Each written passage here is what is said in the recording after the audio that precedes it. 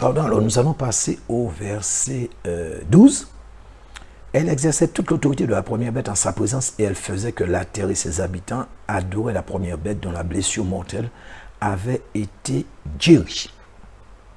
Là, ça commence à devenir intéressant. Ça ne veut pas dire que le reste n'était pas intéressant, mais par rapport à ce que nous allons devoir faire, et surtout aussi par rapport à la vision globale et générale que beaucoup avaient, parce que dans leur tête, il y a certaines choses qu'ils voyaient, et quand nous lisons, ce n'est pas la même chose. Et je vais vous expliquer, vous allez relire et vous allez voir. Alors, il nous dit, elle exerçait toute l'autorité de la première bête en sa présence. Pardon, en sa présence. Il n'est pas dit une partie de son autorité, mais toute l'autorité de la première bête. Et d'où provient l'autorité de la première bête qui monte de la mer, le faux prophète? Des Diwa. Les Diwa qui vont régner avec lui, qui vont dominer le monde. Et qui est cette première bête? N'est-ce pas le faux prophète? N'est-ce pas Jean-Paul II? N'est-ce pas cette bête qui a reçu la blessure mortelle et que nous avons vue? Oui, c'est lui. C'est cette première bête dont il est parlé du verset 1 au verset 10 de Apocalypse 13 et qui nous a envoyé dans Apocalypse 17. C'est la première bête. On l'a identifié par rapport aux différents rois. C'est 8 rois. Je vous l'ai démontré historiquement, bibliquement. Donc, elle exerçait toute l'autorité de la première bête. La première bête ayant reçu tout pouvoir, toute puissance, autorité des 10 rois qu'elle détenait entièrement. Maintenant, tout ce que cette bête a, maintenant, elle va le donner à l'autre bête qui est la deuxième bête. C'est la bête qui monte de la terre. Et nous avons vu par rapport au livre de Samuel que cette bête était l'antéchrist à cause des 2 indices. Et à cause du fait que par élimination, nous avons prouvé que la première bête était le pape, le faux prophète. Donc, par conséquent, cette deuxième bête est l'antéchrist. Et nous continuerons à creuser. Et nous verrons. Alors,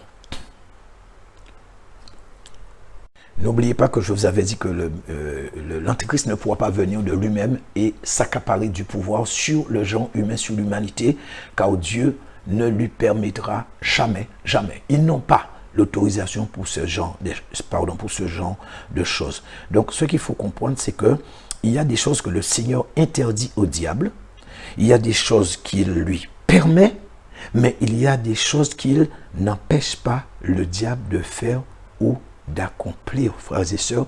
Et ça, c'est une subtilité, c'est très délicat et il faut être très prudent pour pouvoir faire la différence. Je vous dis la vérité.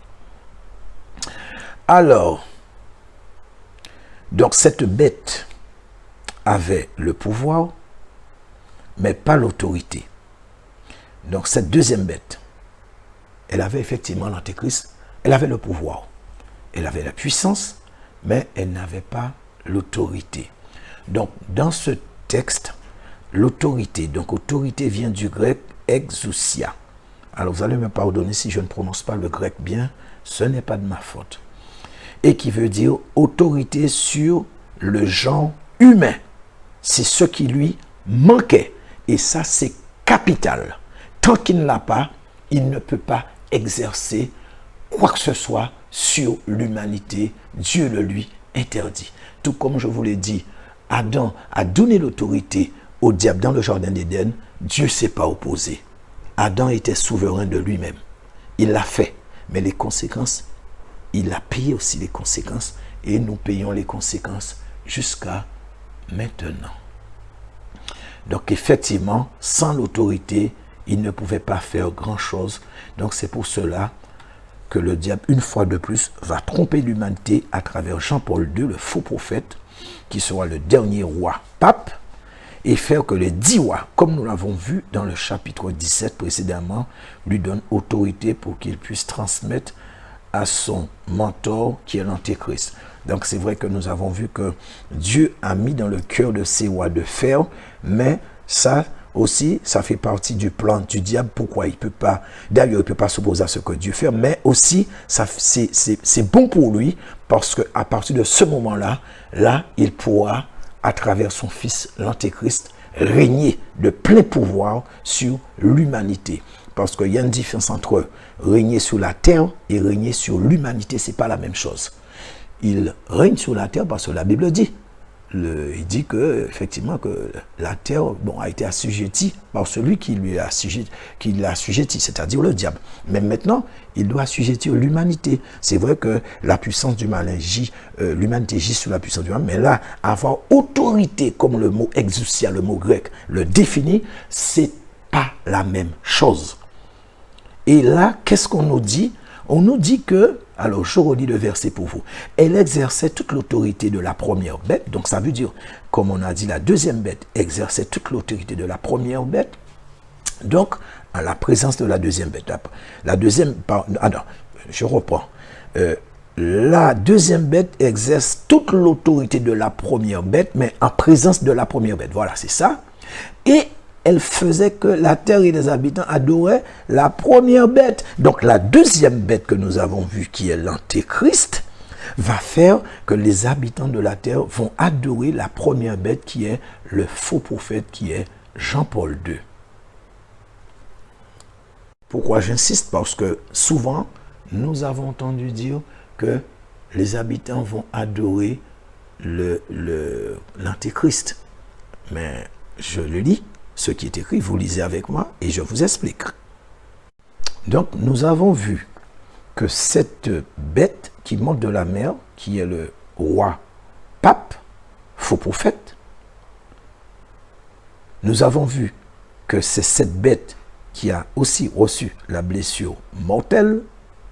Et là, on nous dit que la deuxième bête, qui est l'Antéchrist, celle qui monte de la terre, va obliger les habitants de la terre à adorer cette première bête qui est un roi pape qui a reçu la blessure mortelle.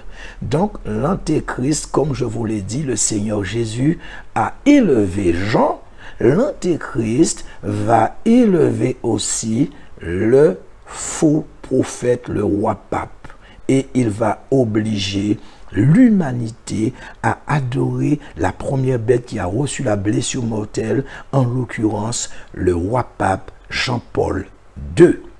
Je n'interprète pas, je vous lis ce qui est écrit et je vous explique ce qui est écrit. Toutefois, je ne dis pas que les habitants de la terre ne vont pas adorer l'Antéchrist. Attention! Mais je m'arrête à ce qui est écrit au verset 12 pour ne pas extrapoler. J'explique ce qui est écrit, mais l'un n'empêche pas l'autre. Ensuite, le verset 13 nous dit « Elle opérait de grands prodiges, même jusqu'à faire descendre du feu du ciel sur la terre à la vue des hommes. » Elle opérait de grands prodiges. Qui opérait de grands prodiges? Selon ce verset, c'est toujours la deuxième bête, celle qui monte de la terre, l'Antéchrist.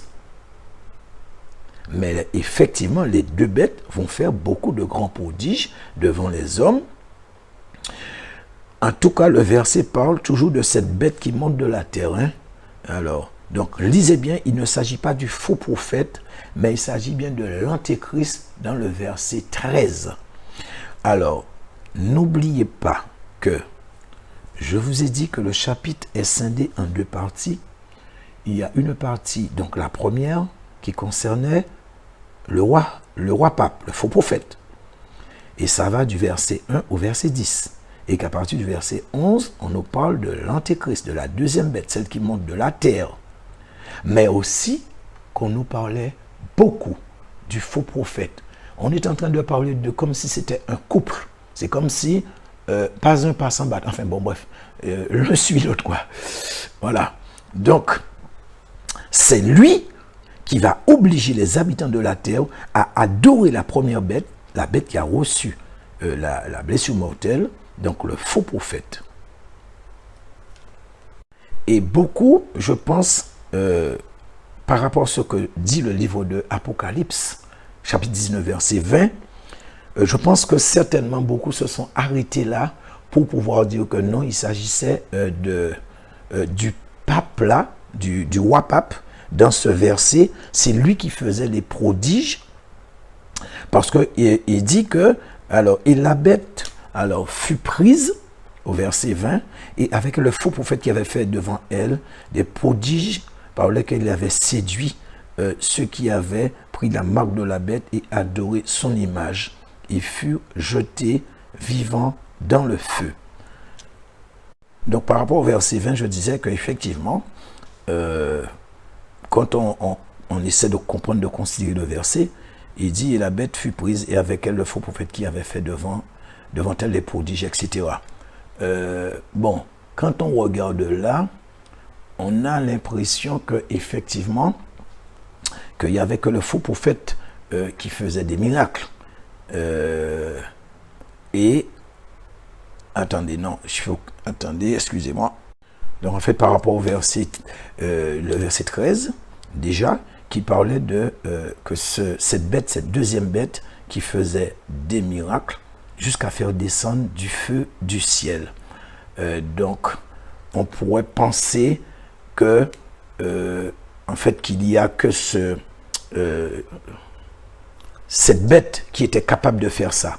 Mais, sauf que, il y a un détail qu'il ne faut pas oublier, c'est dans le chapitre 16 et le verset 13 et 14 de Apocalypse. Il dit, et je vis sortir, on en a déjà parlé, mais je vous le rappelle, sorti de la bouche du dragon, de la bouche de la bête et du faux prophète, 3 esprits impurs semblables à des grenouilles.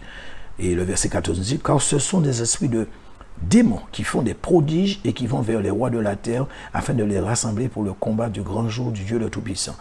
Alors, verset 14 nous dit, et elle séduisait les habitants de la terre par les prodiges qui lui étaient donnés d'opérer en présence de la bête, disant aux hommes, aux habitants de la terre de faire une image à la bête qui avait la blessure de l'épée et qui vivait. Donc ça c'est Apocalypse chapitre 16. Excusez-moi. Ah non, je crois que je me suis un petit peu emmêlé les pinceaux parce que j'ai anticipé sur le verset 14. Désolé, excusez-moi. Bon, enfin, pour résumer un petit peu, ce que je voulais vous dire par là, en fait, c'est que, alors, il y a, dans le verset 13, il nous dit que la deuxième bête fait sortir du feu du ciel, descendre du feu du ciel. Les deux sont animés par le même esprit. Cet esprit qui ressemble à une grenouille. Ensuite, on dit que ce sont des esprits de prodiges et de miracles. Donc ça veut dire quoi? Ça veut dire tout ce que l'un va faire, l'autre va faire. Donc, si dans le verset 13 du chapitre 13, on nous dit que l'antéchrist va faire descendre du feu du ciel, ça veut dire aussi que le faux prophète va faire la même chose. Parce qu'ils ont le même esprit qui les dirige. Et n'oubliez pas que Satan Satan est un copieur. Et que le prophète Élie a fait descendre du feu du ciel. Et donc, lui, en tant que faux prophète, va faire la même chose. Il va faire du feu descendre du ciel devant les hommes et devant l'antéchrist pareillement. Voilà, c'est en fait, en gros, c'est ce que je voulais vous dire. Donc cette fois, effectivement, je vais revenir sur le 14 où j'avais anticipé un petit peu. Donc je viens sur le 14 maintenant. On continue avec le 14. Il dit, et elle séduisait les habitants de la terre par les prodiges qui lui étaient donnés d'opérer en présence de la bête, disant aux habitants de la terre de faire une image une image à la bête qui avait la blessure de l'épée et qui vivait. Donc le verset 14, on est en train toujours de nous parler de cette deuxième bête. Et cette deuxième bête demande de faire une image de la première bête, la bête qui a reçu la blessure mortelle de l'épée. Alors, bon, j'ouvre une petite parenthèse. Quand on parle de blessure mortelle de l'épée, en fait, ce qu'il voulait dire à cette époque-là, bon, c'est l'épée qui servait pour les soldats, les guerriers, ceux qui allaient au combat, quoi. C'est l'épée qu'ils utilisaient. Maintenant, nous avons des armes modernes. Et donc, la blessure mortelle, en fait, c'est sous le principe qu'il a été utilisé une arme qui tue. Donc, c'est pour ça qu'il parle de la blessure de l'épée, blessure mortelle. Voilà. Et donc, je reprends. Donc, je disais effectivement que cette deuxième bête va obliger les habitants de la terre Alors, quand il dit va obliger les habitants, en présence de la bête, disons aux habitants de la terre de faire une image. Alors, ce n'est pas tous les habitants. Donc, ce sera forcément un groupe de personnes qui a été mandaté pour ça.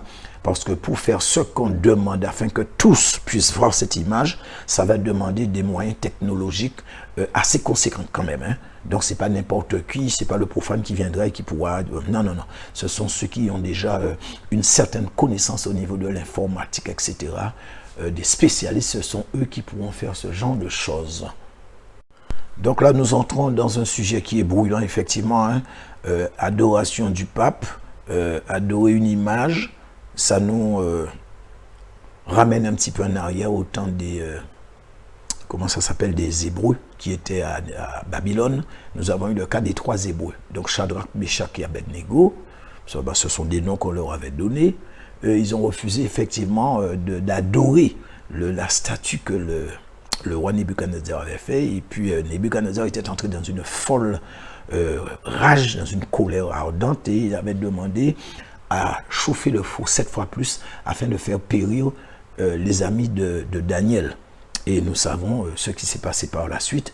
Il y a eu effectivement une intervention divine et par conséquent, ça a mis à mal les plans de ce roi Nebuchadnezzar. Donc, la même chose va se passer, sauf que, à la différence, tous ceux qui ne feront pas partie des vierges sages, il n'y aura pas d'ange avec eux dans le four dans lequel l'Antéchrist va leur faire entrer. S'ils les font entrer dans un four, tant mieux, mourir beaucoup plus vite. Mais si c'est sous la torture, eh bien, je préfère ne pas y penser. Alors, il y a un mot important qu'il faudrait qu'on s'arrête un petit peu dessus. On en a déjà parlé. Hein. Mais en fait, ce mot-là, il est très important et il va prendre, sa définition va prendre beaucoup d'ampleur. Dans les temps de la fin, c'est le mot séduction. Alors, donc, c'est une confirmation que le gros problème de l'humanité pendant cette période sera la séduction. Comme dans le jardin d'Éden, Adam et Ève sont tombés. Alors, la séduction est une arme de destruction massive, je vous l'ai dit. Souvenez-vous ce que Ève a dit. Il m'a séduite, le serpent. Pourtant, jamais dans la Bible on avait utilisé ce terme, séduction. Pourtant, Ève l'a sorti, clac. Donc, elle savait ce que cela voulait dire, séduire. Voilà. Et elle connaissait aussi l'importance, la puissance de ce terme, de ce mot et ses effets. Eh bien, malheureusement, il va y avoir rebelote. Dans le jardin d'Éden, c'était belote. Eh bien, dans les temps de la fin, c'est rebelote. C'est vrai que, malheureusement, l'humanité est tombée à cause de la séduction par Ève qui a été séduite. Eh bien, dans les temps de la fin, ça va être encore la même chose, je vous l'ai dit tout à l'heure là. C'est encore un problème de séduction et je n'arrive pas à comprendre comment le diable utilise ce truc-là depuis le début et il va l'utiliser jusqu'à la fin. Donc, c'est que ça marche parfaitement. Sinon, normalement, ça aurait dû être une arme démodée. Ça fait 6000 ans quand même, hein? Mais il l'utilise toujours. Donc, c'est dû à la puissance de cette arme. Malheureusement. Donc, elle séduisait. Donc, c'est l'Antéchrist qui séduisait. C'est toujours de lui que l'apôtre Jean est en train de parler. Et c'est cet Antéchrist qui a demandé de faire une image, pas une image de lui, mais une image de celui qui a reçu la blessure mortelle qui est dans le chapitre 17 que nous avons vu, le roi pape. Et voilà, donc nous savons qu'il s'agissait, ou qu'il s'agit plutôt de Jean-Paul II, ce faux prophète, celui qui a reçu la blessure mortelle.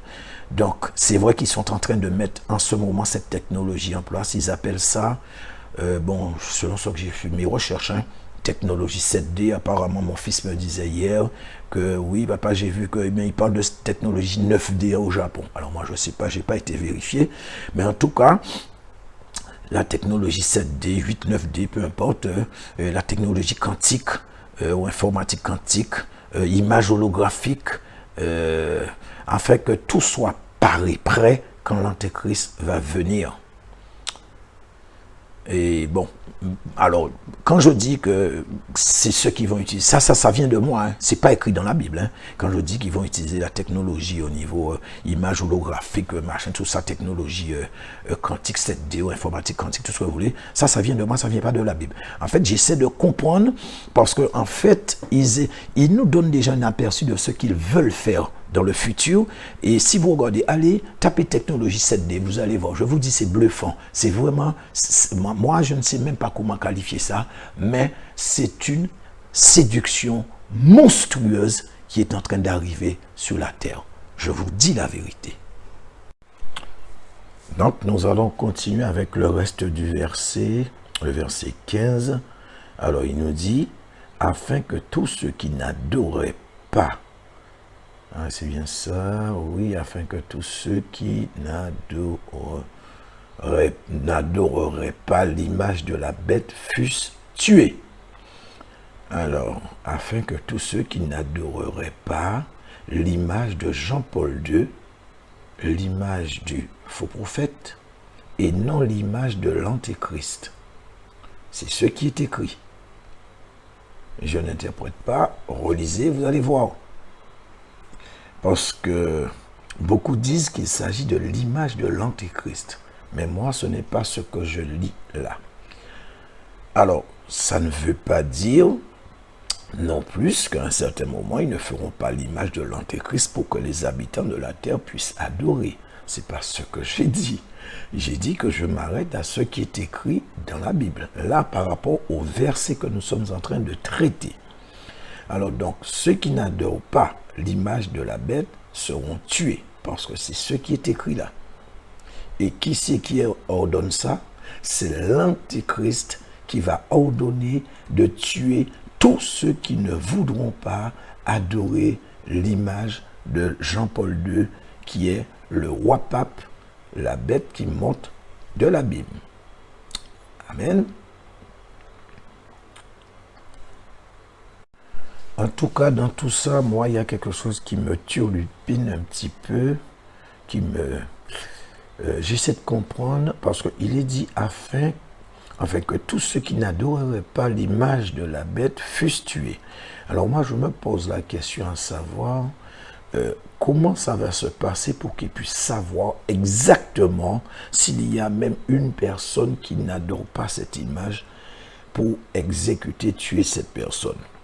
Parce que pour arriver, il y a quand même 7 milliards et quelques d'habitants sur la Terre. Donc quand il va arriver, je ne sais pas si on sera toujours à 7 milliards. Je ne suis pas sûr à 100%, parce qu'il me semble que la guerre mondiale doit arriver avant. Et selon Apocalypse, c'est un quart de l'humanité qui va périr. Alors un peu plus de 1,5 milliard d'habitants. Donc ce qui veut dire que ça va ramener la population mondiale à peu près peut-être 6 milliards et quelques.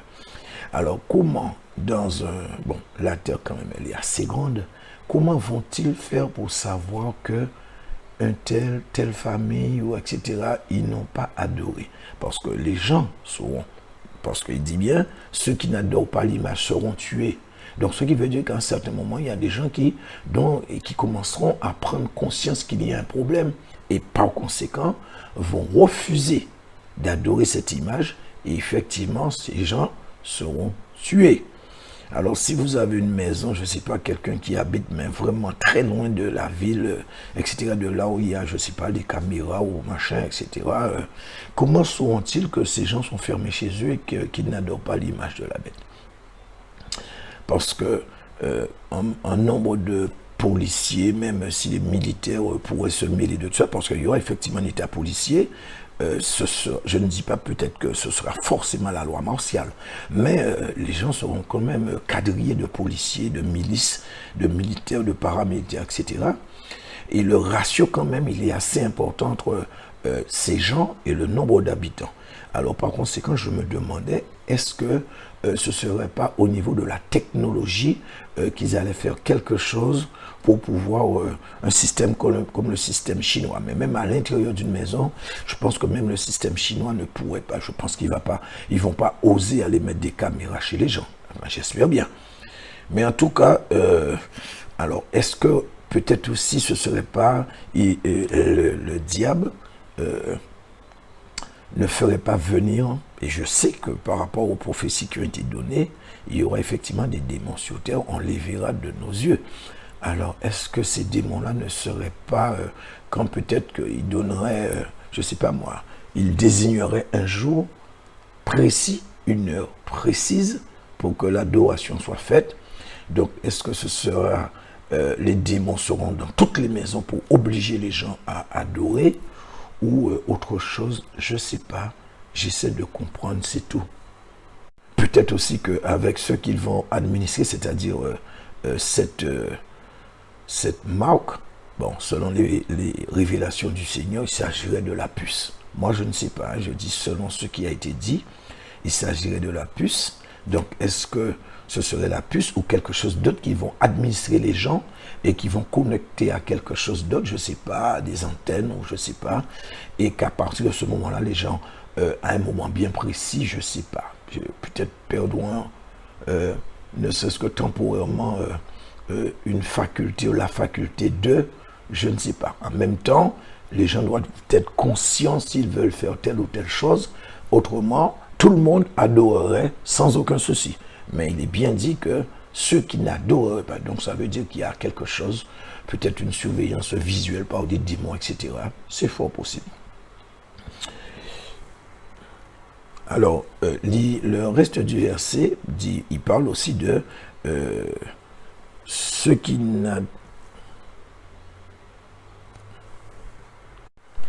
n'adoreraient pas l'image de la bête fût tuée. Or, moi, je sais que, je vous l'ai dit déjà, que l'enlèvement ne sera pas fait. Ça, c'est clair. Je vous l'ai dit, le Seigneur a déjà confirmé. Je vous ai dit que ce serait une séparation. Donc, ce qui confirme qu'effectivement, étant donné qu'il y aura un enlèvement, et en même temps, il dit afin que ceux qui n'adorent pas soient tués, et c'est clair que ceux qui font partie des vierges sages ne vont pas adorer, puisqu'ils doivent faire partie de l'enlèvement de l'Église. Donc, ce qui prouve, une fois de plus, qu'il y aura effectivement une séparation, une protection surnaturelle de Dieu par rapport à ses élus. Alors, le verset 16 nous dit, « Et elle fit que tous, petits et grands, riches et pauvres, libres et esclaves, reçussent une marque sur leur main droite ou sur leur front. » Donc, cette marque, nous le savons parce que c'est écrit dans la Bible, c'est dans les versets suivants, 17 et 18, c'est la marque 666. Alors, et elle fit que tous, petits et grands, qu'ils reçoivent cette marque. Alors, qui c'est qui a fait que tous reçussent cette marque?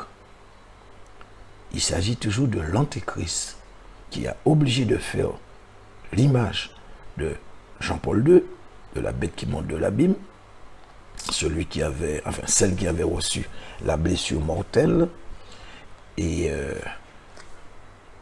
que les habitants de la terre, effectivement, puissent recevoir la marque de Jean-Paul II, pas la marque de l'Antéchrist.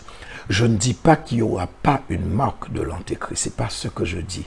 Je m'arrête à ce qui est écrit. Il est écrit qu'ils reçussent la marque de la bête, et nous savons que cette bête en question, il s'agit de Jean-Paul II, et que c'est l'Antéchrist jusqu'à maintenant qui ordonne de faire. Donc jusqu'à maintenant, c'est lui qui ordonne de faire ci, de faire ça, d'adorer, ou je ne sais pas, tout ce que vous voulez. Mais il donne des ordres jusqu'à maintenant, mais pour l'instant, on ne parle pas de lui à proprement comme on parle de la première bête qui a reçu la blessure mortelle. Parce que effectivement, j'entends beaucoup dire que c'est l'image de l'Antéchrist que les gens devront adorer.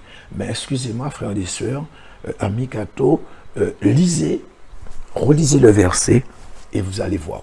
Relisez celui qui avant encore, et vous allez voir dans la suite. Il s'agit toujours de l'Antéchrist qui ordonne de faire. C'est tout. Donc l'Antéchrist va ordonner de recevoir la marque 666 de Jean-Paul II. Bon, s'agissant de l'endroit précis de cette marque, donc nous avons, la Bible parle de deux endroits. Il parle du front et il parle de la main droite. Alors pourquoi le front et la main droite, pourquoi pas la main gauche? Je me suis posé la question si quelqu'un recevait cette marque sur la main gauche. Je pense qu'ils ne seront pas d'accord parce qu'ils savent que la Bible dit main droite. Alors j'avais fait des recherches, ça remonte à un certain nombre d'années, et il disait qu'effectivement c'était la puce, mais que c'est pas pour une question de commodité ou de chaîne. Non, mais c'est apparemment les deux seuls endroits du corps humain. Moi, je suis pas médecin, ou je sais pas, je suis pas dans ces trucs-là, mais je dis ce que j'avais lu. Et ils ont dit que c'est au niveau de la main droite et au niveau du front qu'il y a c'est là où la température était le plus élevée dans le corps. Et comme si cette température-là permettait de recharger la batterie de la puce qu'ils allaient injecter. Pardon. Alors, est-ce que c'est vrai? Est-ce que c'est pas vrai? Je ne sais pas. Je vous dis par rapport à ce que j'avais lu. Toutefois, ils obligent effectivement les gens à recevoir une marque parce que dans le livre de Ézéchiel au chapitre 9, les versets 1 à 5, Dieu avait ordonné de passer dans la ville de Jérusalem, en Israël, afin parce qu'il avait jugé les gens qui étaient tombés dans l'idolâtrie, dans le péché, etc., à l'extrême. Et Dieu avait ordonné à ses anges de faire d'imposer une marque, de mettre une marque sur le front de tous ceux qui gémissaient et à cause du péché de la ville. Alors bon, c'est ce que le Seigneur avait demandé de faire. Nous savons que le malin, il est un copieur et il aime faire du copier-coller. Donc il va faire la même chose, il va faire en sorte que tous puissent avoir sa marque à lui. Dieu leur a dit de donner sa marque sur le front de ceux qui soupiraient et qui gémissaient à cause du péché. L'ennemi va faire donner aux gens la marque du 666 du pape. Ce qui est écrit, c'est la marque du pape, c'est pas la marque de l'antéchrist. Et comme j'ai dit, ça se pourrait que par la suite, ou je ne sais pas qu'il va y avoir un complément, ou peut-être qu'il va y avoir des infos qui vont ajouter par la suite dans cette puce pour qu'elle soit complète et que ça puisse correspondre aux caractéristiques ou à l'identité de l'antéchrist. C'est fort possible, je ne sais pas. Comme je vous dis, j'essaie de comprendre. Donc, alors, il est vrai que cette marque n'est pas, si vous voulez, je crois que je vous l'avais déjà dit, ils peuvent pas imposer leur marque, mais ils veulent faire en sorte que ils vont créer la situation pour que les gens puissent impérativement avoir cette marque c'est-à-dire que s'ils veulent faire quelque chose, quoi qu'ils puissent tenter de faire, s'ils n'ont pas cette marque, eh bien qu'ils ne peuvent faire ces choses. Alors que ce soit, la Bible dit, ils peuvent ni vendre ni acheter, mais je pense que ça, en fait, quand la Bible dit vendre et acheter, on doit voir ça, mais on doit ratisser quand même assez large parce que ça va englober beaucoup de choses et ça ne va pas s'arrêter uniquement au boire et au manger. Mais par exemple, acheter un ticket train, par exemple, ou un billet d'avion, des timbres de poste, tout ça, il faut acheter. Donc, ce n'est pas forcément la nourriture. Donc, a fortiori la nourriture.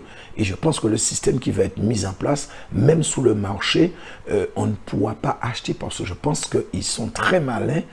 Ils vont faire en sorte que l'argent peut-être liquide disparaisse pour qu'ils puissent avoir un contrôle total sur tous ceux qui achètent et qui vendent. Et là, pour ceux maintenant parmi les chrétiens, ceux qui se seront rendus compte de ça, et je pense qu'ils vont essayer de contourner en utilisant des gens pour pouvoir justement acheter pour eux. Et moi, je pense que certainement, ils vont donner des primes, ou enfin, du moins, ils vont proposer des primes pour que tous ceux qui puissent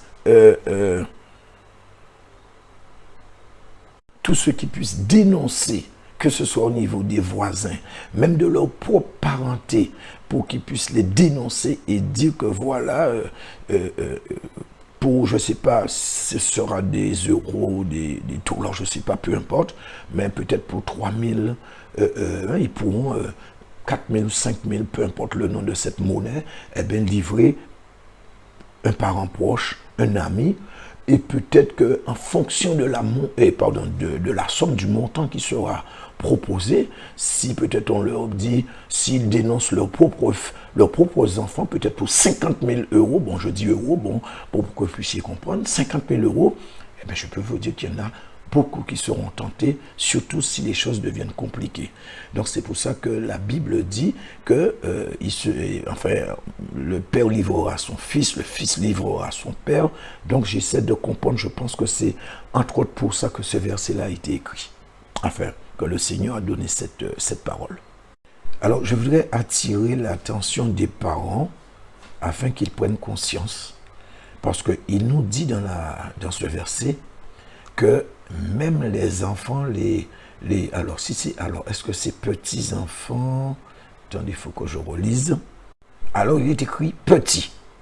Donc, il n'est pas écrit enfant, parce qu'à 8, 9, 10 ans, c'est un enfant. 11, 12 ans, 13 ans, c'est un enfant. Bon, maintenant, on a utilisé des termes adolescents, etc., pré-ado, je ne sais pas. Mais la Bible parle de petits et grands. Alors, ce qui n'est pas grand, forcément, c'est considéré comme petit.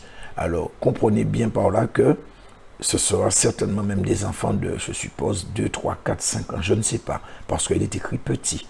Alors, donc voilà, chacun essaie de voir. Je sais que, je crois que c'était le prophète Élisée, qui devait, je ne sais pas, il sortait d'une ville pour aller dans une autre ville, et il s'est fait chahuter par des petits-enfants. C'est écrit dans le livre de Rois. Je ne sais pas si c'est un roi ou deux rois, mais c'est écrit là, où il est dit que on faisait les petits-enfants se moquaient du serviteur de Dieu et ils disaient monte chauve, monte chauve. Et il est dit que le prophète Élisée, je crois que c'était bien lui, il s'est retourné et il a maudit les enfants. Et c'est écrit que 2 ours sont sortis dans la forêt et ont déchiqueté 42 petits-enfants. Alors, petits-enfants, je suppose qu'il s'agissait des enfants peut-être de 5, 6, 7 ans, 8 ans à peu près. Alors, ce sera la même chose pour le futur. Parents, vous qui avez des enfants, pensez-y. Alors maintenant, si parmi vous, il y en a ceux qui ne veulent pas adhérer à cette parole, elle ne vient pas de moi, elle vient de la Bible. Si vous voulez rejeter et plutôt croire à ce que votre pape dira, votre clergé dira, archevêque, peu importe son nom, son titre, dira, c'est vous qui voyez. Mais moi, je vous dis ce que la Bible dit. Donc, comme je l'ai dit plusieurs fois, quand les regrets arrivent, c'est qu'il est trop tard. C'est vrai qu'il y a des fois où on peut rectifier. Mais dans ce cas-ci là que je vous parle, on ne pourra pas rectifier. Dès lors que là, vous serez devant cette situation, ça voudrait dire qu'il sera déjà trop tard. Et que effectivement, vous aurez un choix, comme on dit, cornélien à faire. Un choix douloureux, un choix très difficile, un choix extrême. Que ce soit pour vous ou que ce soit pour vos enfants. Quand les ventres de vos enfants vont commencer à garouiller et à se contracter à vide et qui vont vous dire, papa, maman, j'ai faim, qu'est-ce que vous allez faire? Vous allez faire quoi? Vous allez vous souvenir que vous avez entendu, mais que vous avez négligé ce que vous avez entendu, vous avez reporté, vous vous êtes dit que vous aurez le temps, ou que vous avez fait confiance à telle ou telle personne.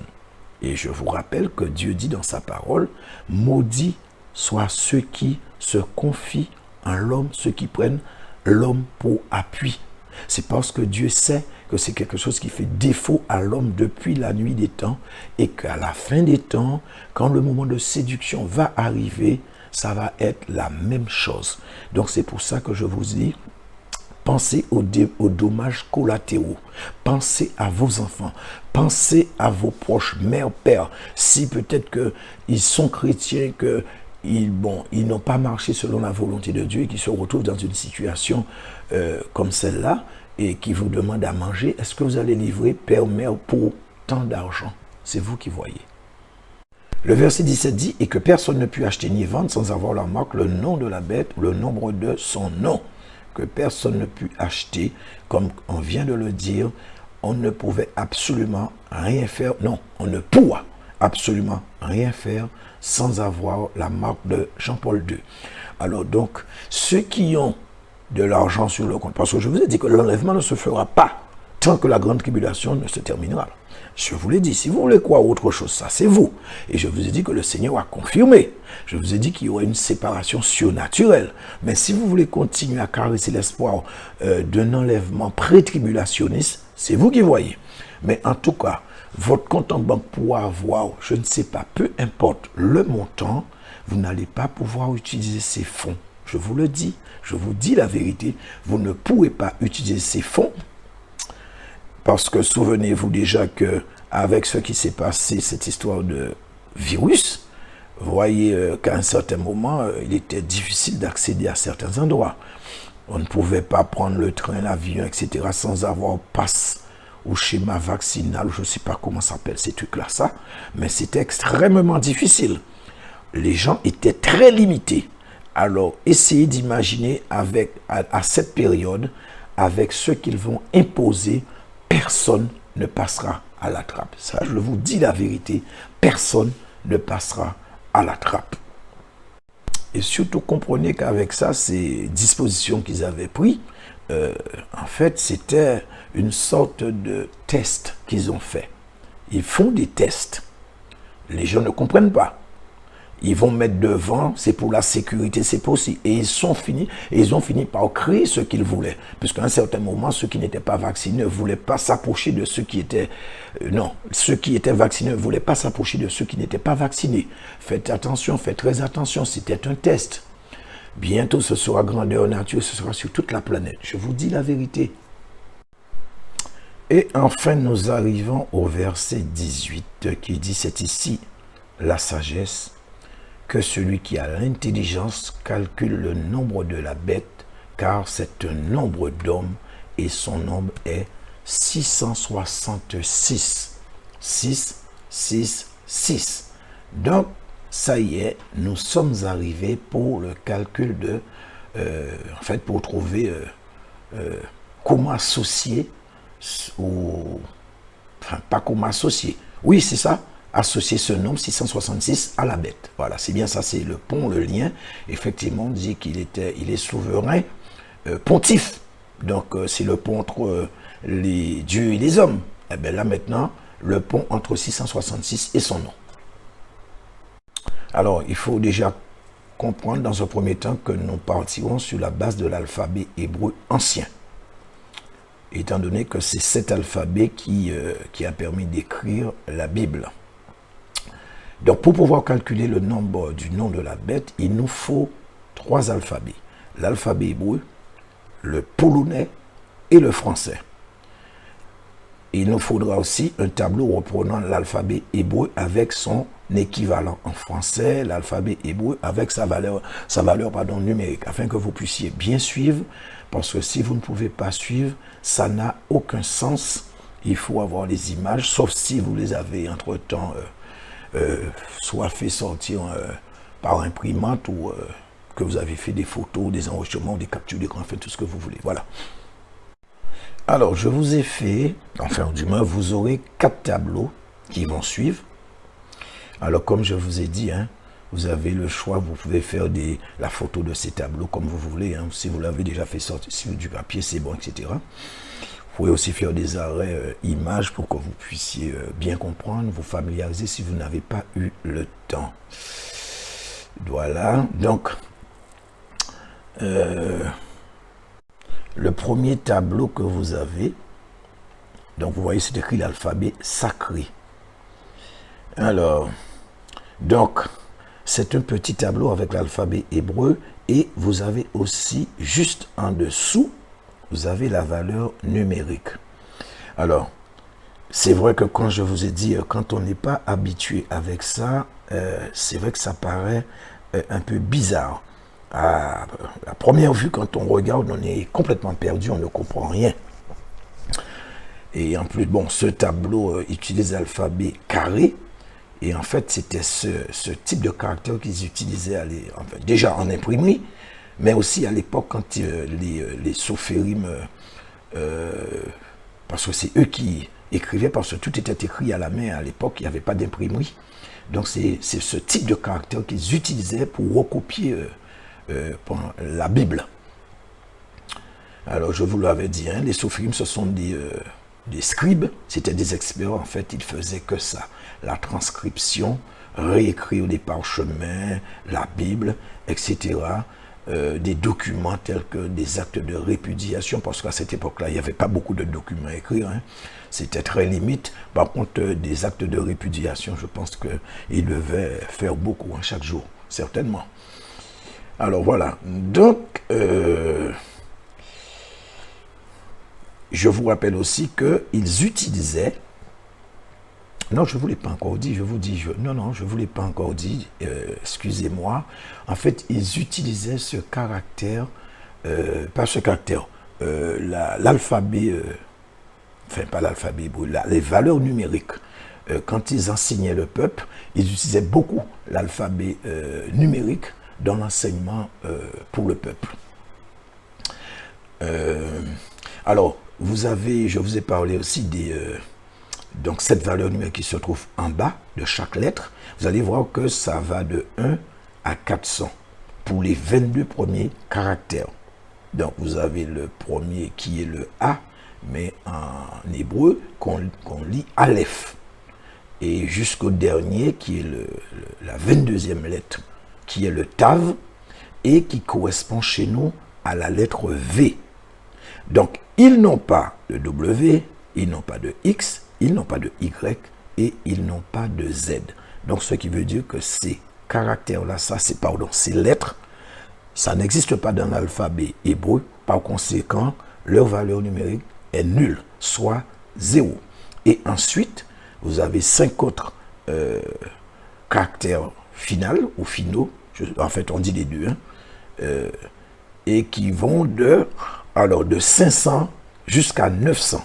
Mais pour les besoins de ce que nous avons calculé, on ne va pas les utiliser, donc vous pouvez les oublier. Ensuite, le prochain tableau, nous avons un tableau avec alphabet hébreu à gauche, et à droite, nous avons en correspondance l'alphabet français. Alors, comme sur le précédent tableau, vous remarquerez que l'alphabet hébreu n'a que 22 caractères. Ça n'a pas changé contre les 26. Donc, 22 caractères contre 26 lettres. Donc, d'un endroit, d'un côté, nous avons caractères, de l'autre côté, nous avons des lettres. Et effectivement, nous sommes habitués avec, donc c'est plus facile. Donc, pour l'alphabet français. Et nous avons aussi effectivement la prononciation des caractères Aleph, Bet, Gimel, Dalet. Bon, désolé si je ne prononce pas bien, c'est pas de ma faute. Je n'y connais rien dans cette langue, la langue hébreu. En plus, c'est une langue qui est très difficile. Et donc, ça va aussi jusqu'à la lettre Tav, qui est égale à la lettre V, comme je vous l'ai dit tout à l'heure là chez nous. Alors, malheureusement, nous n'avons pas les valeurs numériques dans ce tableau. C'est un petit peu dommage. Bon, j'ai essayé de chercher un tableau qui était complet, qui avait tout, mais c'était pas enfin, c'est pas que c'était pas évident, je n'en ai pas trouvé. Je ne dis pas qu'il n'y en a pas, mais personnellement, je n'en ai pas trouvé. Ça aurait été tellement plus facile si on avait un seul tableau complet. Ça aurait été beaucoup plus facile. Par contre, il y a quelque chose de très important. Si vous fixez bien ce tableau, vous allez remarquer que les caractères de l'alphabet hébreu n'ont pas systématiquement la bonne, entre guillemets, correspondance en français. Je m'explique. Alors, nous avons certains caractères tels que le premier caractère qui correspond à Aleph. Ça ressemble à un N. C'est le tout premier caractère qui est en haut. Donc, ça ressemble à un N français. Et effectivement, ça correspond aussi au A et qu'on lit Aleph. Ensuite, nous avons le Bet qui correspond à la lettre B.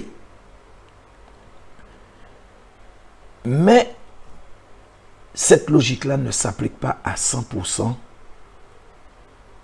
entre l'alphabet hébreu et l'alphabet français. Regardez, vous verrez par exemple pour le R qui se lit Resh. Ça ne correspond pas au R français, mais ça correspond au T. C'est le T qui est l'équivalent français de ce fameux R. Et ça, je peux vous dire que ça a été mon cauchemar. Ça a été le plus gros problème quand je méditais pour essayer de comprendre, je cherchais, je tâtonnais à droite, à gauche, je ratissais un peu assez large pour voir si j'arrivais à comprendre, à trouver quelque chose. Et c'est quand je suis arrivé là, je ne vous mens pas, j'ai été découragé et à plusieurs reprises, j'ai voulu abandonner. Mais mon problème, c'est la patience. Et bon, c'est pas mon fort, je vous le dis, mais le Seigneur, il a fait en sorte que je puisse retourner dedans encore. Et finalement, ce qui devait être fait a été fait. Par la grâce du Seigneur, le Saint-Esprit m'a permis de comprendre ce qui était vraiment ce qui me bloquait. C'est le Saint-Esprit qui m'a permis de comprendre ça. Alors, ensuite, vous avez une image ou capture d'écran avec l'alphabet polonais. Donc, l'alphabet polonais contient 35 lettres. Alors, simplement, c'est que certaines lettres ont des sortes de trucs bizarres qui ressemblent comme à des protubérances ou excroissances. Et vous savez qu'on aurait pu faire la même chose pour l'alphabet français. Il suffirait qu'on utilise comme une lettre, comme eux, hein, le cédille. Parce qu'il y a un C, mais avec la cédille, là, est en haut. Alors que pour l'alphabet français, c'est en bas. Et alors qu'à gauche, vous avez le vrai C. Donc, on aurait pu faire la même chose pour l'alphabet français, en mettant cédille, en mettant O accent circonflexe, en mettant, je ne sais pas moi, I', enfin tout ce que vous voulez. Et on se serait retrouvé avec plus de 26 lettres. Et enfin, vous avez un tableau. Donc ça, c'est moi qui l'ai fait, un tableau Excel. Alors j'ai essayé un petit peu de résumer en gros le tout. J'ai mis pour vous afin que vous puissiez bien comprendre que vous n'ayez pas à courir à droite et à gauche. La seule chose que vous pouvez faire, ce serait de soit faire sortir le tableau sous papier ou bien prendre sa photo, je ne sais pas, et aller comparer avec les deux premiers tableaux pour que vous puissiez voir s'il n'y a pas d'erreur, si je ne me serais pas trompé par rapport à une lettre par rapport à sa valeur numérique ou par rapport à la prononciation en hébreu.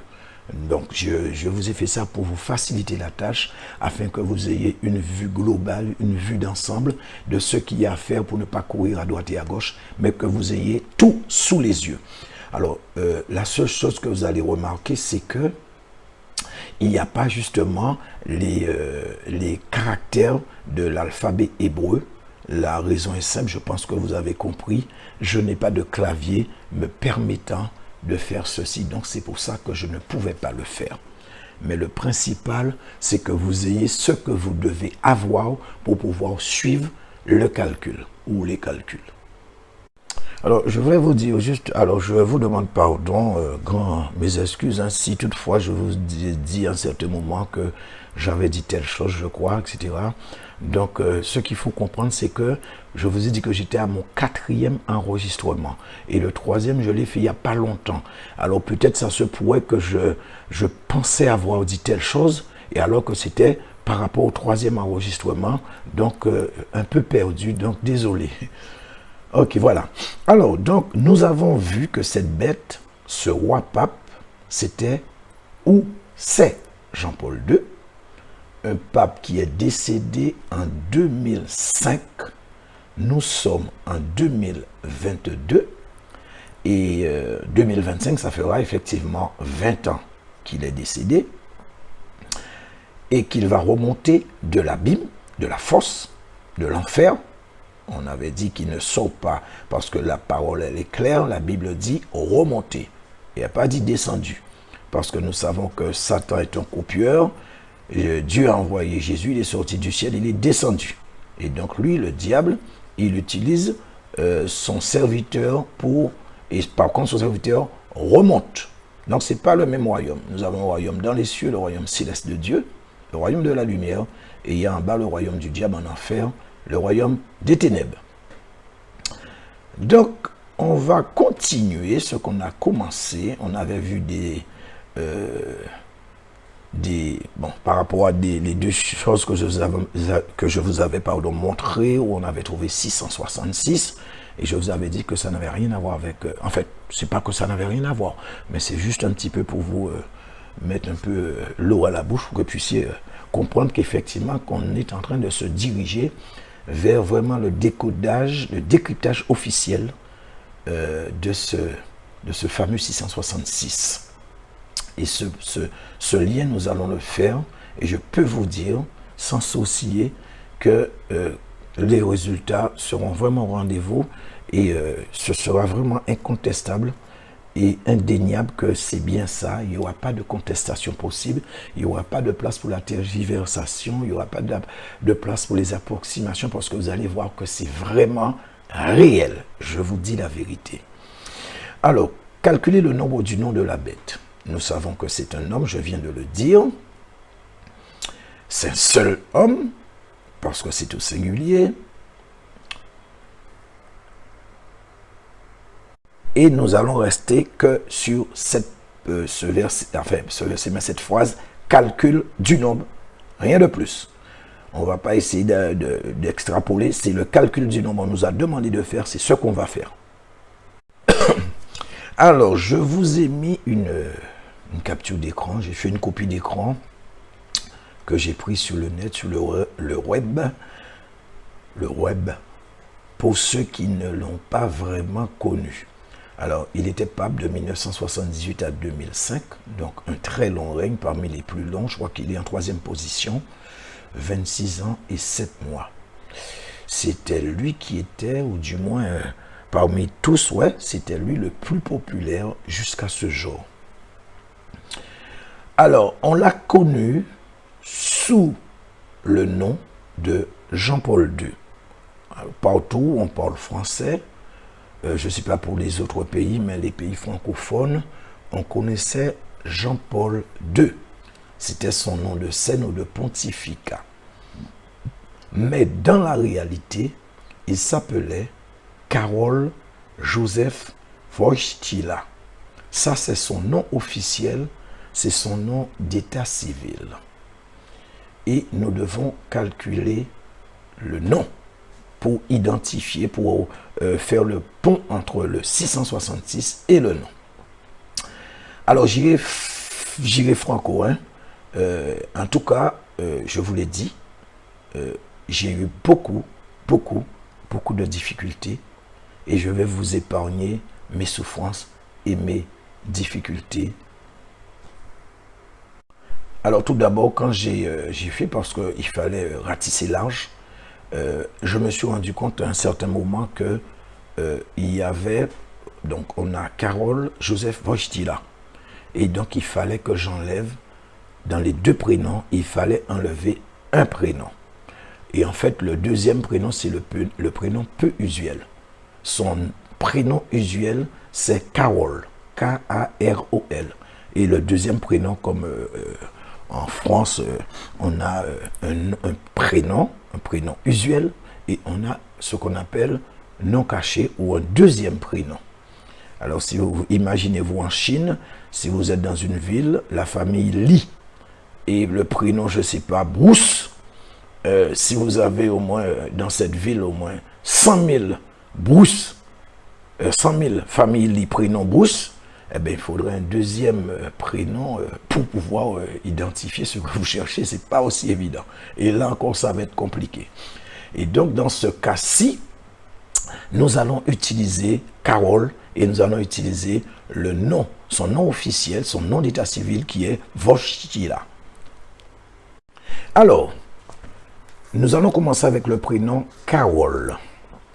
Vous avez votre tableau, vous allez pouvoir suivre. Et nous avons la première lettre qui est le K, qui correspond à Kafoukof, qui a une valeur numérique de 20. Nous avons une deuxième lettre qui est la lettre A, Aleph, avec la valeur numérique 1. Nous avons la troisième lettre, et là, c'est là où ça devient très compliqué. Et là, nous sommes bloqués. C'est ce que je vous disais précédemment. La troisième lettre correspond, donc selon le tableau, correspond à la lettre T. alors qu'en réalité, c'est la lettre R qui devait être là. Vous voyez, Resh, c'est ce qui est en fait la lettre R dans l'alphabet hébreu, pardon, mais ça, effectivement, ça correspond au T.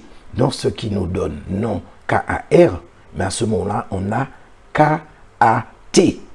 Et donc, on continue, on a le O, Samek, qui est égal à 60, et nous avons le L qui est la Med, et qui est égal à 30.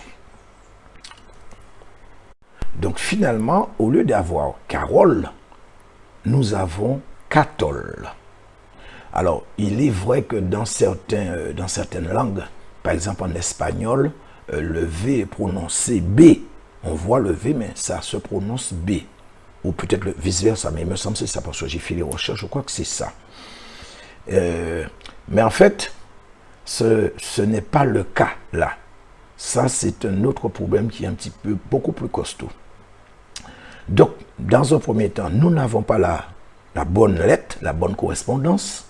Dans un deuxième temps, nous n'avons pas le bon prénom. Nous avons Catol alors qu'il se prénomme Carole. Et en plus, nous avons un autre problème, c'est concernant le R, Resh, qui a l'équivalent T chez nous. Et par conséquent, ça va changer au niveau de la valeur numérique. Parce que la valeur numérique du R est égale à 90, alors que la valeur numérique du T, qui justement est l'équivalence du Resh, est 200. Donc, par conséquent, au niveau du total pour le prénom, on a un gros problème et il faut résoudre ce problème. Donc, si la lettre du nom et du prénom que nous cherchions avait sans aucun problème la bonne correspondance, ça aurait été super. Mais vraiment super, ça aurait été bien. Mais malheureusement, ce n'est pas le cas. Et donc, c'est ce qui rend la chose très difficile. Mais en même temps, cette complexité montre que Dieu est Dieu. Et vous voyez, quand Dieu fait les choses, il les fait grand. Pour que vraiment on puisse prendre conscience qu'il y a un Dieu et que ses pensées ne sont pas les pensées des hommes. Dieu est Dieu et humain, c'est humain. Alors, la question est comment régler cet épineux problème de mauvaise correspondance sans pour autant changer la logique et interpréter pour trouver une solution qui semblerait être la bonne alors qu'en réalité, ce ne serait pas le cas. Donc, nous devons pouvoir, sans aucune contestation possible, prouver que le calcul a été fait dans les règles en suivant un schéma logique cohérent et qui ne pourra être contesté par personne. Donc moi, c'est ce que je me disais quand je méditais, je réfléchissais. Et je vous ai dit, j'ai perdu beaucoup de temps. Si vous savez, hein, j'ai perdu du temps. J'ai médité la nuit, la journée, je méditais, je cherchais parce qu'il fallait trouver. Et c'est ce que Dieu dit, hein. Si vous me cherchez comme l'or, vous allez me trouver. Eh bien, j'ai cherché comme l'or. Et donc, Dieu a permis que je trouve. Et effectivement, quand j'ai bien médité, une pensée s'est imposée à moi. Et je me suis dit, essayons. Et j'ai essayé. Et en fait, c'était la bonne. C'était incontestablement la solution que je cherchais. Et moi, je pense que c'est le Saint-Esprit qui m'a soufflé cette pensée. Et aussitôt, j'ai commencé à méditer et j'ai dit, mais c'est ça, c'est ce que je cherche. C'est bien ça, c'est la solution. Et je peux vous dire que j'étais dans la joie. Et effectivement, le lendemain, parce que c'était la nuit, le lendemain, je me suis souvenu, ou je ne me souviens même plus si... Non, je ne me suis pas levé pour écrire, parce que quand je l'ai compris clairement.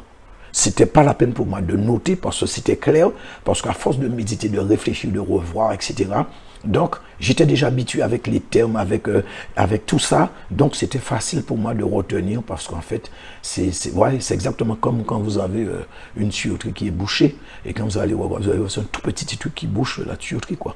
Et dès que vous l'enlevez, tout l'eau descend. C'était la même chose pour moi. Alors, je vous disais qu'une pensée s'était imposée à moi. Et à partir de ce moment-là, je me suis dit, OK. Donc, le plus simple, c'est d'inverser les choses, d'inverser les rôles. C'est-à-dire, au lieu d'aller de l'alphabet hébreu vers l'alphabet français, on ira de l'alphabet français vers l'alphabet hébreu sans se soucier de la correspondance ou de l'équivalence en lettres ou en caractères. Pourquoi? En faisant un raisonnement simple. Le raisonnement suivant, c'est un raisonnement qui est tout simple et qui est logique et cohérent. Alors, qui est concerné? Un pape, donc un homme. Où siégeait cet homme? Il siégeait à Rome. Quelle était sa nationalité? Il était polonais. Donc, il n'était pas italien, même s'il était à Rome. Il n'était pas juif non plus. Il n'était pas français non plus. Par conséquent, il a un nom et un prénom qui n'est pas hébreu, mais polonais. S'il était juif, les choses seraient autrement. Peut-être plus claires, peut-être plus difficiles. Mais je pense que la façon dont Dieu a fait ce truc-là, ça je vous dis, c'est hyper compliqué, mais en même temps, il nous donne la capacité, il nous révèle, il nous donne l'intelligence pour pouvoir aller quand il voit qu'on cherche, qu'on veut vraiment comprendre et connaître. Alors donc, qu'est-ce que nous allons faire? Étant donné que cet homme est un Polonais, nous allons utiliser l'alphabet polonais, mais compte tenu que l'alphabet polonais est identique à l'alphabet français concernant les lettres usuelles que nous utilisons dans l'alphabet français, par conséquent, nous mettons les autres lettres qui ont des protubérances et excroissances, nous mettons ça de côté et nous choisissons les lettres de l'alphabet hébreu qui sont identiques à l'alphabet français et par conséquent, nous pouvons de fait mettre l'alphabet polonais de côté et utiliser directement l'alphabet français. Voilà là où était le truc. Donc vous voyez maintenant, ça peut vous paraître simple, mais je vous ai dit, là, j'ai bavé.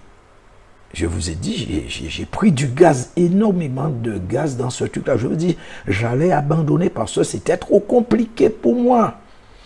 Mais arriver à trouver cette subtilité, je vous dis, je sais que c'est le Saint-Esprit. Je vous dis, je n'ai pas entendu le voix, je vous l'ai dit, mais je dis que c'est le Saint-Esprit qui m'a donné l'inspiration parce que à chaque fois que, vous voyez, dans ce cas, j'étais coincé, bloqué, quand la pensée m'était imposée, ça venait, je dis, mais c'est ça la solution. Et je vais, et je vois qu'effectivement, ça marche. Donc, ça ne peut être que l'œuvre du Saint-Esprit, ça ne peut pas être l'œuvre du diable, ni de ses démons, parce que, vous avez compris.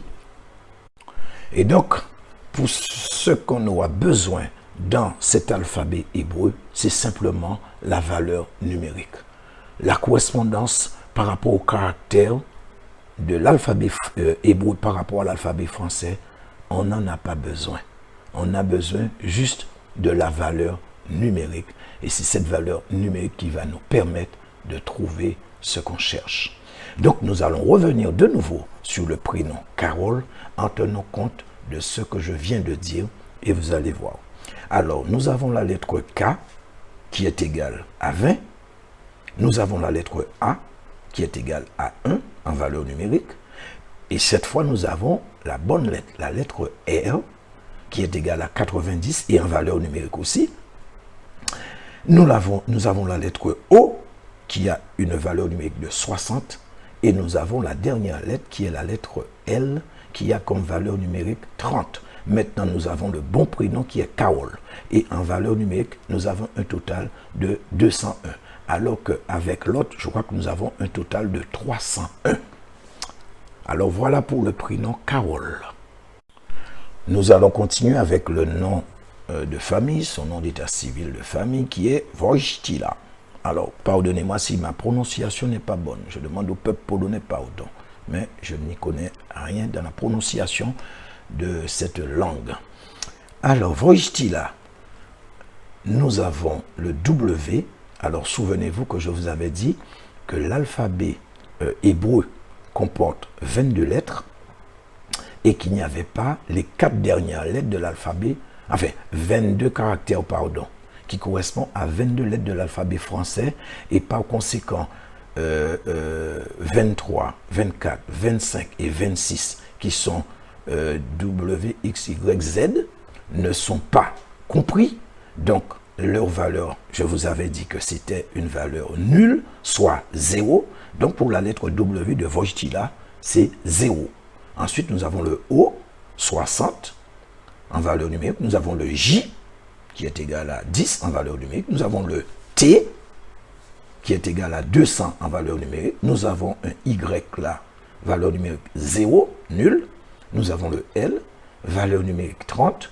Et nous avons le A, valeur numérique 1. Donc, au total, pour le nom Wojtyla, nous avons une valeur numérique de 301. Donc, nous avons déjà le prénom Carole. Nous avons le prénom Carole et nous avons le nom Wojtyla qui ont été déjà traités. Donc, comme vous pouvez voir, Carole, 201, valeur numérique. Wojtyla, 301, valeur numérique. Donc, nous avons déjà un total de 501. Alors, nous allons continuer avec son nom de scène ou de pontificat. Alors, je vous disais, comme vous le savez, pour ceux qui le connaissaient, en France, on le connaissait sous le nom de Jean-Paul II. Mais nous devons appliquer le même principe qu'on a fait tout à l'heure là par rapport à sa nationalité. Et oui, il n'est pas français. Donc, on ne pourra pas utiliser Jean-Paul II. Ce prénom-là est à exclure. En italien, il disait Giovanni Paolo. Alors, je ne sais pas si c'est la prononciation, je demande pardon sur peuple italien, mais c'était son prénom. Et là encore, je vous dis, même s'il siégeait à Rome, au Vatican, c'est le QG de la papauté, mais nous ne pouvons pas prendre non plus ce pseudo, ou du moins ce nom de pontificat. Parce que, et c'est clair, parce que si vous avez quelqu'un, je ne sais pas, un Américain qui sort et qui vient en France, s'il a comme prénom John, et que, bon, il est en France, il habite en France, c'est pas parce que John, en français, ça donne Jean, que vous allez l'appeler Jean. Il s'appelle John, point trait. Donc, nous devons appliquer le même principe, comme je vous ai dit, pour ce pape qui était polonais et natif de la Pologne.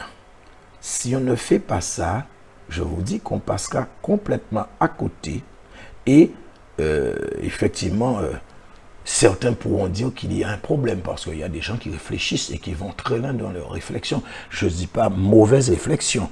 Au contraire, la critique positive, c'est bon, pardon, parce que ça permet de s'améliorer, etc., d'un petit peu de revoir un peu sa position pour voir, quoi. Donc, effectivement, mais le problème, c'est qu'il y a des inconditionnels, des fanatiques, même devant cette évidence, ils vont peut-être nier, ou je ne sais pas, mais enfin, bon, c'est pas un problème tout ça, mais comme je vous ai dit, ce que je vous ai dit est logique et cohérent. Ça, c'est pour les cartésiens, et même pour les non-cartésiens.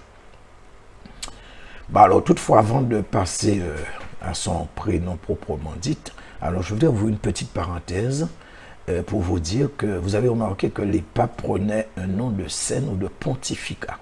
Alors, personnellement, quand j'ai médité, j'ai réfléchi et je me suis dit, c'est encore du copier-coller.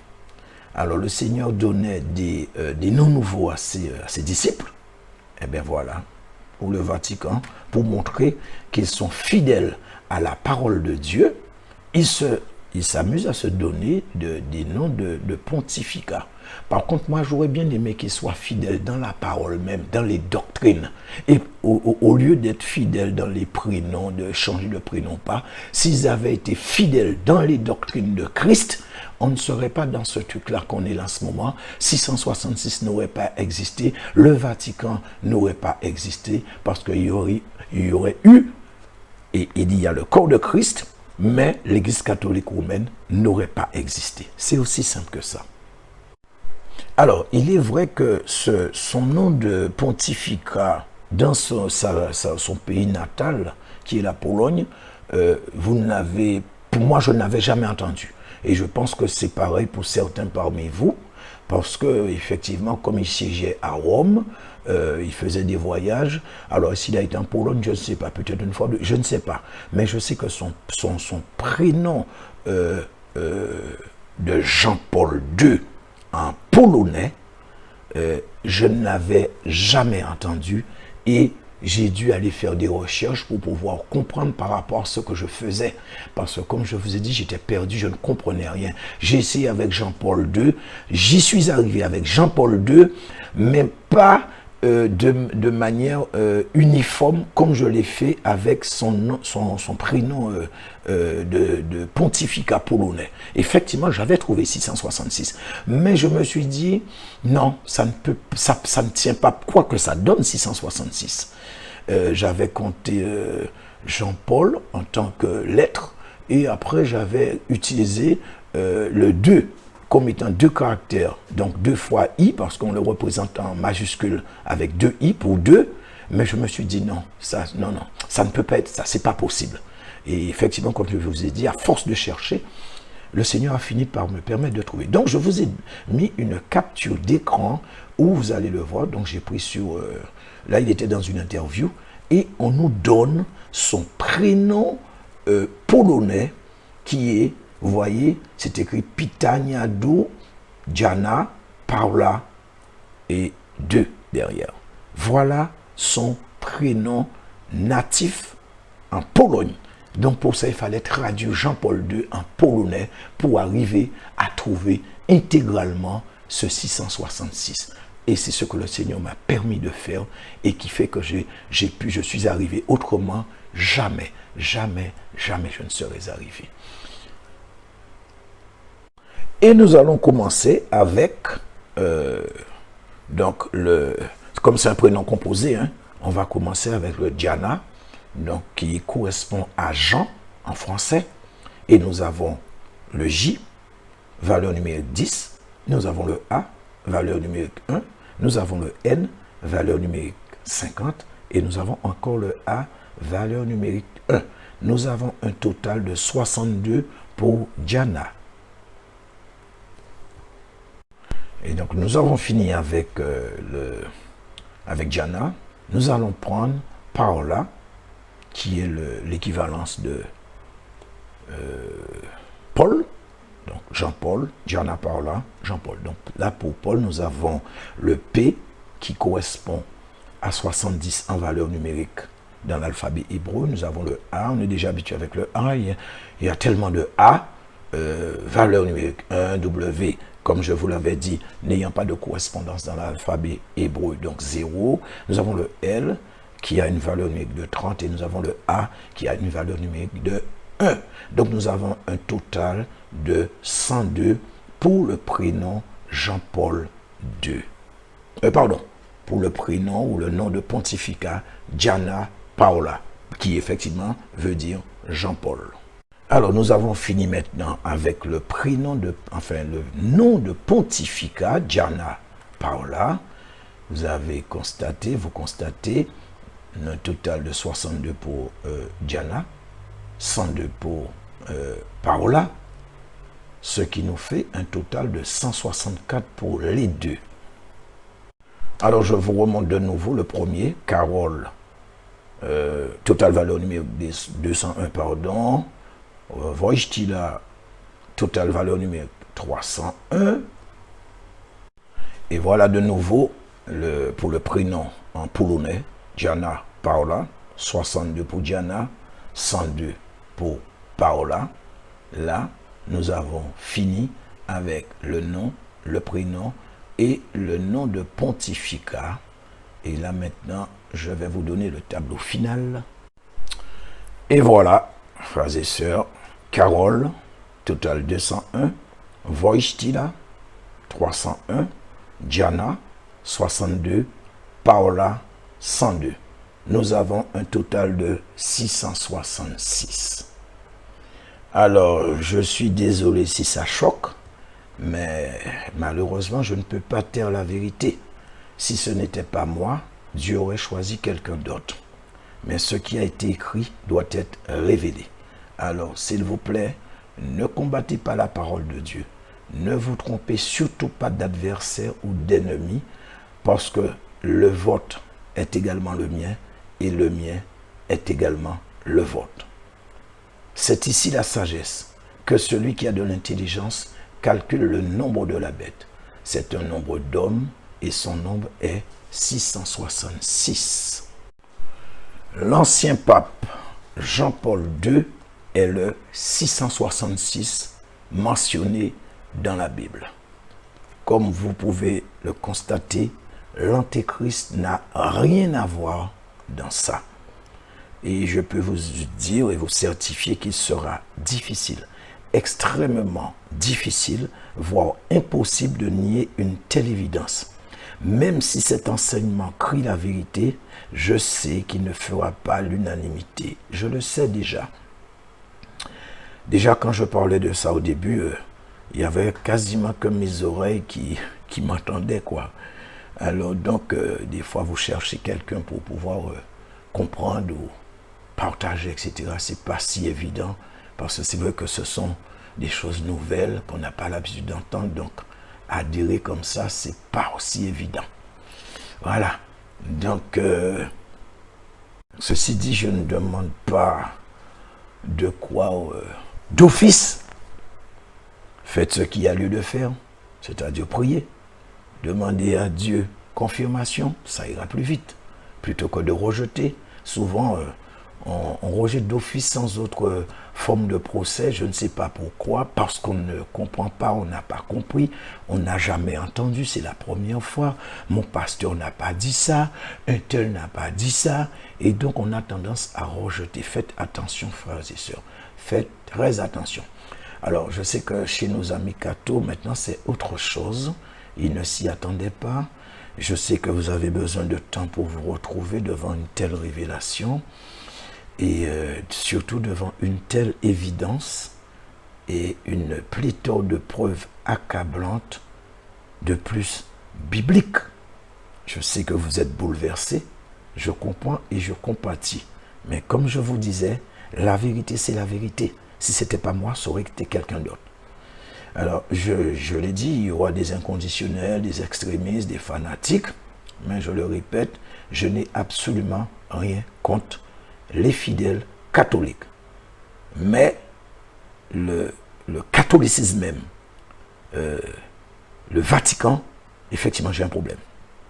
Et par contre, je prie pour, je considère les cathos comme étant des amis, bon, je pourrais dire presque des frères, parce que bon, il y en a ceux qui sont sincères, hein.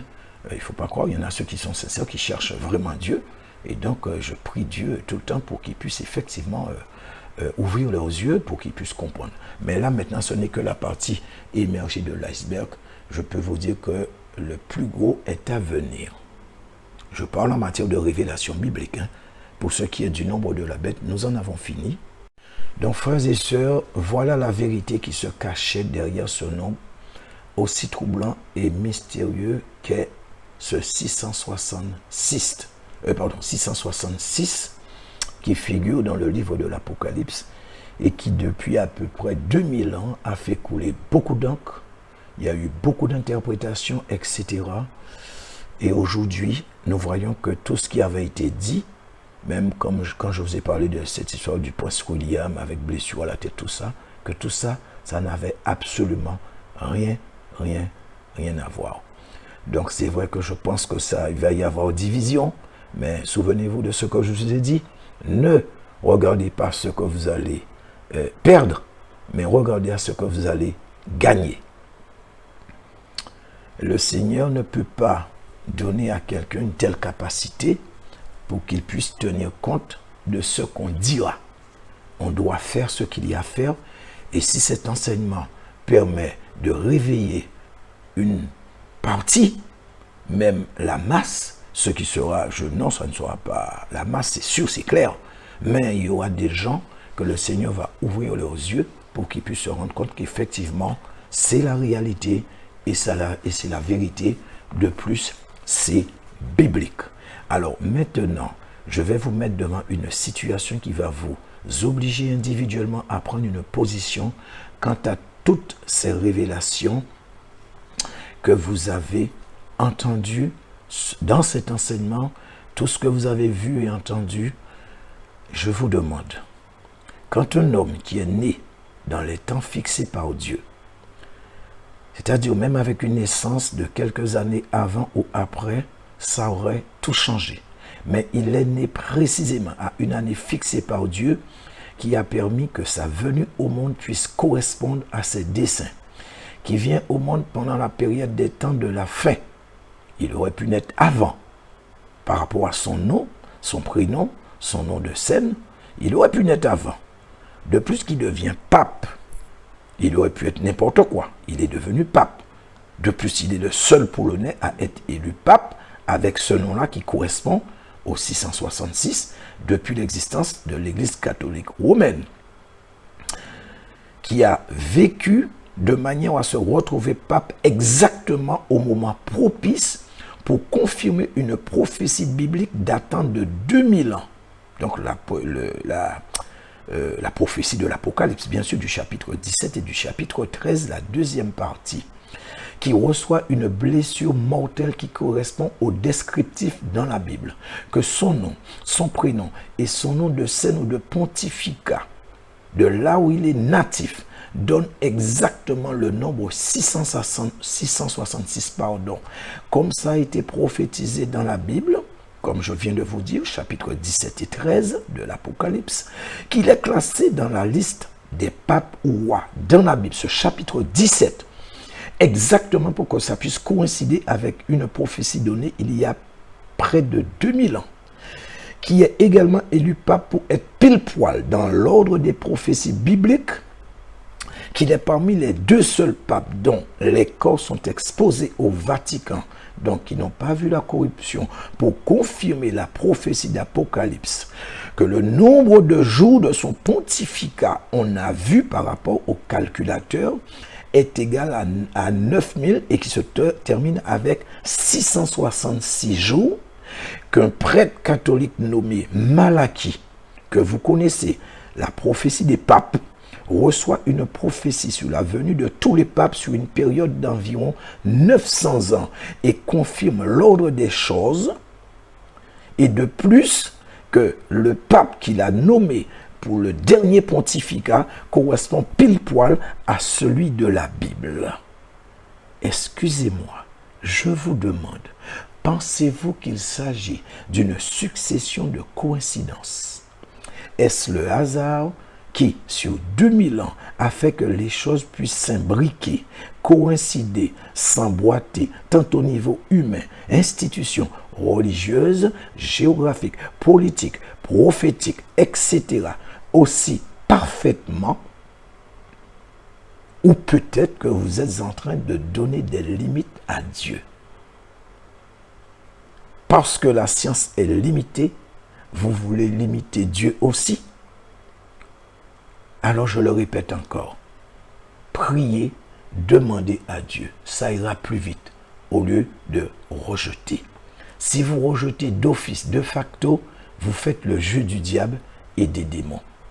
C'est vrai que le plus souvent, il est tellement plus facile de croire ce qu'on a l'habitude d'entendre, ce qui ne choque pas, ce qui ne dérange pas. Mais il faut que vous sachiez que nous entrons en ce moment, je vous l'ai dit, je vous le répète, nous y sommes déjà rentrés dans le temps des grandes révélations, des choses qui sont restées cachées pendant longtemps et qui étaient réservées pour notre époque. C'est maintenant, et Dieu choisit qui il veut, que nous le voulions ou non.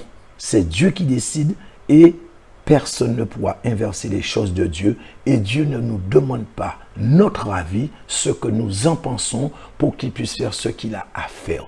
Que la volonté de Dieu soit faite. N'oubliez pas, tout est écrit dans la Bible. Souvent nous lisons beaucoup, mais nous méditons très peu.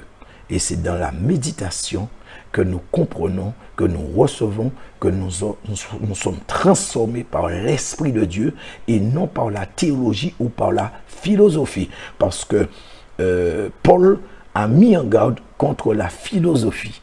Dieu n'a pas dit à Josué de méditer la parole jour et nuit, que cette parole ne s'éloigne pas de toi. Jour et nuit, il ne l'a pas dit pour rien, il sait pourquoi. Et moi, c'est ce que j'ai fait, qui a fait que Dieu m'a permis de comprendre et de trouver. Je méditais jour et nuit. Je sais que le malin va introduire le scepticisme, l'esprit de doute, d'incrédulité dans beaucoup de cœurs et d'esprits, afin de rejeter cet enseignement. Je vous l'ai déjà dit. Mais, s'il vous plaît, que ce soit, je parle pour mes frères et sœurs en Christ, je parle aussi pour nos amis cathos, ne critiquez pas ce que vous ne comprenez pas. Ne critiquez pas, ne rejetez pas ce que vous ne comprenez pas, ce que vous ne savez pas, ce qui vous paraît qui pourrait vous paraître être obscur, mais vous l'avez vu, je vous l'ai démontré, je vous l'ai prouvé, vous avez vu qu'il n'y avait pas de tergiversation, d'interprétation, d'approximation, tout était bien fait, en toute transparence. Voilà, c'est ce que j'avais à dire. Et donc maintenant je dis, s'il vous plaît, faites circuler toutes les vidéos de cet enseignement. Il y a un total de 8 vidéos. Faites circuler afin que la diffusion soit très rapide et que tous puissent savoir ce qui est et ce qui vient. Personnellement, je n'en tire aucun profit de quelque nature que ce soit. L'enseignement de Dieu est gratuit. On a reçu gratuitement. Moi, je donne gratuitement. Alors que le Seigneur vous bénisse tous. Je vous demande pardon si ça a été trop compliqué pour certains. Si vous avez trouvé des points trop répétitifs, sachez, je l'ai déjà dit dans mes enseignements antérieurs, que le Seigneur est en train de restaurer ma mémoire et par conséquent, l'intelligence aussi va revenir parce qu'il n'est pas encore, elle n'est pas encore à son maximum, c'est-à-dire le maximum que j'avais par le passé. Et je prie que Dieu me donne encore plus d'intelligence, mais pour sa parole. Parce que quand je demande des choses, c'est toujours des choses spirituelles que je demande. Parce que Dieu dit, cherchez d'abord le royaume de Dieu et sa justice, et les autres choses vous seront données. C'était ça ma prière. Et Dieu m'a donné. Donc s'il y a des points, comme je disais, qui paraissent un petit peu obscurs, que vous avez du mal toujours à comprendre, n'hésitez pas dans les commentaires à mettre votre appréciation. Il n'y a pas de souci. Et je dis déjà, si vraiment il faut que je refasse même une seule vidéo, peut-être, je ne sais pas, peut-être 30 minutes, 40 minutes, pour expliquer ce qui pourrait paraître être obscur, c'est pas un souci, je le ferai. Alors je sais que, pardon, j'avais dit à un certain moment que on pouvait traduire, justement de traduire le message, et j'avais parlé de phrases, non, en fait je m'étais un petit peu emmêlé les pinceaux, je voulais parler uniquement des vidéos. Si vous voulez traduire une vidéo dans son intégralité, c'est pas un problème. Il est libre, elle est libre de facto de droit d'auteur, donc j'autorise, il n'y a aucun problème, mais il faut que la traduction soit fidèle par rapport à ce qui est dit. Il ne devrait y avoir ni ajout, ni retrancher des choses dedans. Donc si vous êtes d'accord pour ces conditions, personnellement, je ne vois aucun problème là-dedans. Voilà, donc on a fini avec cet enseignement. Le mystère est levé pour ce qui est du 666. Donc tous ceux qui ont été bénis à travers cet enseignement, eh bien, comme je l'ai dit en début de vidéo, je vous demande juste de me soutenir dans la prière, moi et mon fils qui se prénomme Yoel.